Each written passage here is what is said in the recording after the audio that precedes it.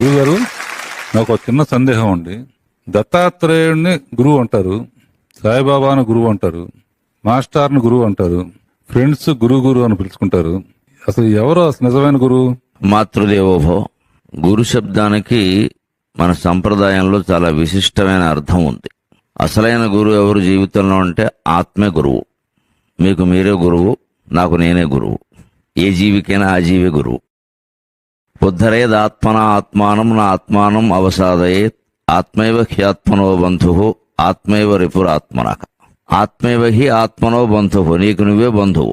ఆత్మైవ రిపు ఆత్మన, నీకు నువ్వే శత్రువు. ఆలోచనలే మనకు శత్రువులు, మన ఆలోచనలే మనకు మిత్రులు.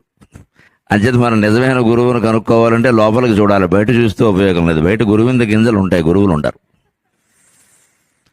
లోపల నిజమైన గురువు ఉంటాడు. ఆ లోపల ఉండే గురువే వెంకటేశ్వర స్వామి. లోకంలో ఉండే గురువులు పోనీ అనుకుంటున్న వాళ్ళు మనకు ఆశ్రయం కోసం ఎవరినైనా ఆశ్రయించాలి అంటే గుశబ్దస్త్వంధకారస్య త్రిశబ్దస్త నిరోధక అంధకార నిరోధిత్వాత్ గురురిత్యభిధీయతే అన్నారు. మనలో రకరకాల కామమని, క్రోధమని, లోభమని, మోహమని ఉంటాయి కదా, ఇదే అంధకారం. దీనివల్ల మనం చీకట్లో ఉంటాం. లేకపోతే చీకట్లో ఎందుకు ఉంటాం? చీకట్లో ఉండడం అంటే అర్థం ఏంటి? ఏమీ కనపడకపోవడం, అంతే కదా. ఓ కామావేశానికి లోనైన వాడికి ఇంకేం కనపడదు. ఓ క్రోధావేశానికి లోనైన వాడికి ఏమీ కనపడదు. ఏముంటే అది బదులు కొట్టేస్తాడు. ఓ మోహావేశానికి లోనైనా అంతే, ఓ స్వార్థానికి లోనైనా అంతే. నా ఇష్టం అంతే, నా స్వార్థం నాకు కలిసి వస్తుంది అంటాడు. అంటే ఆ ఒక్క విషయము తప్ప ఇంకేమీ కనపడట్లేదు అంటే చీకట్లో ఉన్నట్టే. దాని నుంచి బయటపడాలి అంటే ఎవరు అంధకారం నుంచి బయటపడేస్తారు?